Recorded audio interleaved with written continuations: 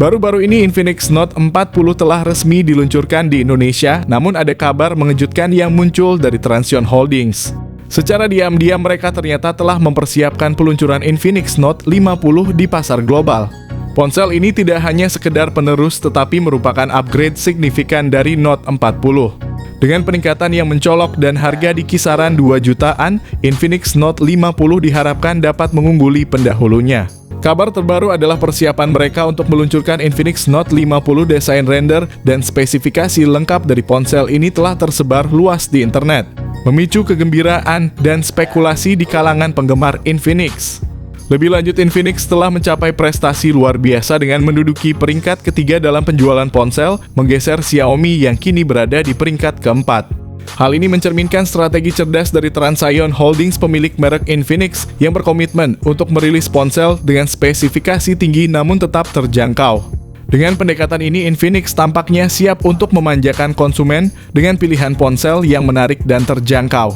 Sebagai penerus dari seri Note yang telah sukses di pasaran, Infinix Note 50 dikabarkan akan menjadi pemain utama dalam persaingan smartphone.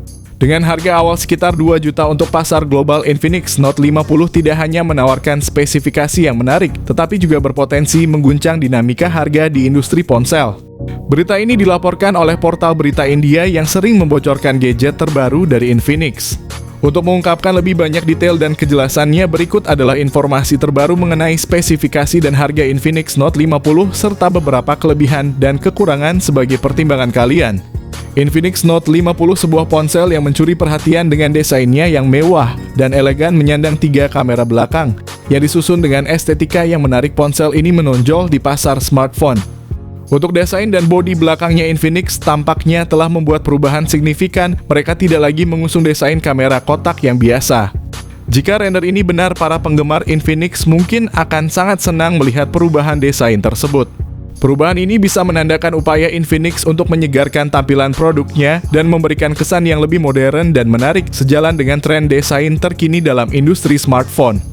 Bodi belakangnya yang terbuat dari kaca menambah kesan premium, sementara frame samping yang terbuat dari plastik memberikan kontras yang menarik dan meningkatkan ketahanan dengan ketebalan hanya 8 mm. Ponsel ini menonjol karena desainnya yang ramping memberikan kesan modern dan stylish. Lebih lanjut, bobotnya yang sangat ringan, hanya 180 gram. Memulai dari bagian belakang ponsel, bahan kaca yang mengkilau menambah sentuhan estetika premium, sementara sertifikasi IP53 menjamin ketahanan terhadap air dan debu.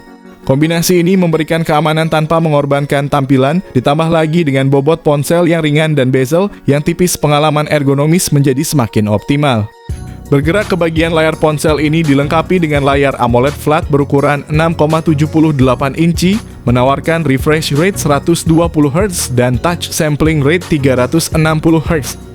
Kecerahan puncak yang mencapai 1200 nits menawarkan visibilitas yang sangat baik dalam berbagai kondisi pencahayaan, sementara fitur Gorilla Glass 5 terbaru memberikan lapisan proteksi tambahan. Tidak kalah pentingnya, fitur Wideview L1 dan HDR10 Plus memperkaya fungsi multimedia, memungkinkan konsumen menikmati konten berkualitas tinggi dengan jangkauan dinamis dan warna yang lebih luas. Ini berarti bahwa ponsel tidak hanya menawarkan performa yang canggih, tetapi juga keunggulan dalam hal kualitas tampilan. Dalam perangkat mobile modern, salah satu komponen kritikal yang menentukan kinerja adalah chipset Infinix Note 50. Dalam konteks ini, memilih untuk meningkatkan dengan MediaTek Dimensity 6100 Plus atau Dimensity 7020. Namun lebih logis bahwa HP Infinix Note 50 biasa ini akan menggunakan chipset Dimensity 6100 Plus, mengingat perangkat ini menyasar segmen kelas menengah ke bawah. Penggunaan chipset ini diharapkan dapat menawarkan keseimbangan yang baik antara kinerja yang efisien dan harga yang terjangkau, sehingga menjadikannya pilihan yang menarik bagi konsumen yang mencari smartphone dengan kemampuan 5G namun dengan budget yang lebih terbatas.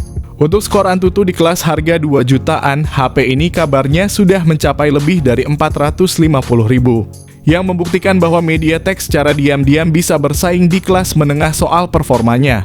Skor seperti ini menunjukkan kemampuan chipset yang kuat, memungkinkan penggunaan aplikasi yang lebih berat dan multitasking yang lebih lancar. Ini adalah bukti bahwa MediaTek terus mengembangkan teknologi mereka untuk menyediakan performa yang kompetitif, bahkan di segmen harga yang lebih terjangkau.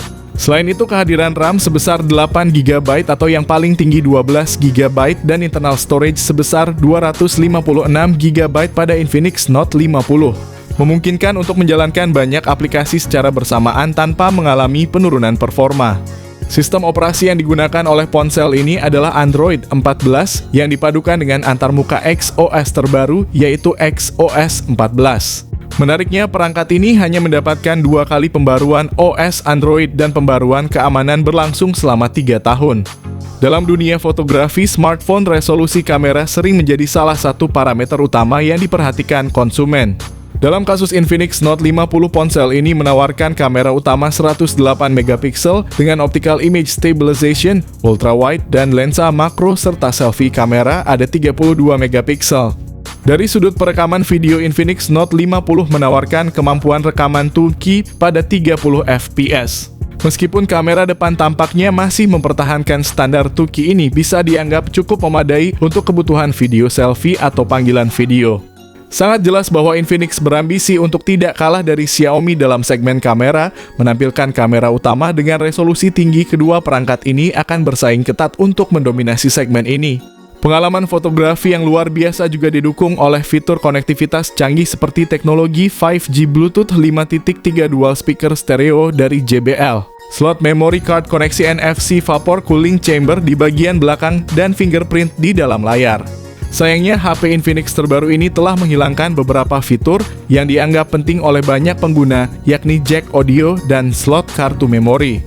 Penghilangan ini mungkin akan mempengaruhi keputusan pembelian bagi sebagian konsumen yang menganggap fitur-fitur tersebut krusial. Baterai berkapasitas tinggi sebesar 5000 mAh dengan fast charging kemungkinan 68 watt yang akan memberikan daya tahan yang luar biasa sehingga perangkat dapat diisi daya dengan cepat. Tidak hanya fitur fast charging, ponsel ini juga dikabarkan menyediakan wireless charging dengan kapasitas 20 watt. Ini merupakan tambahan yang signifikan karena wireless charging menawarkan kemudahan dan kepraktisan dalam pengisian daya, membebaskan pengguna dari keharusan menghubungkan kabel. Rumor tentang peningkatan fitur fast charging ini sekali lagi kami peroleh dari sumber di India.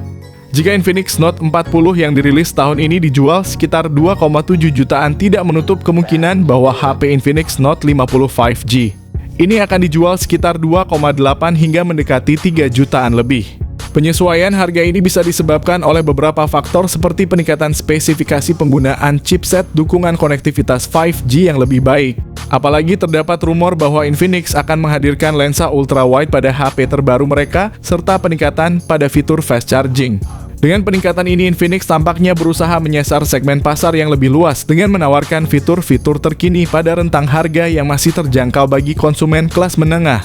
Untuk tanggal rilis dan kabar terbaru, mari kita tunggu update selanjutnya, karena informasi ini baru saja muncul di sebuah portal berita dari India. Oleh karena itu, kami akan terus memberikan informasi terbaru mengenai seri Infinix Note 50. Menurut kalian berapa harga yang sesuai untuk ponsel ini?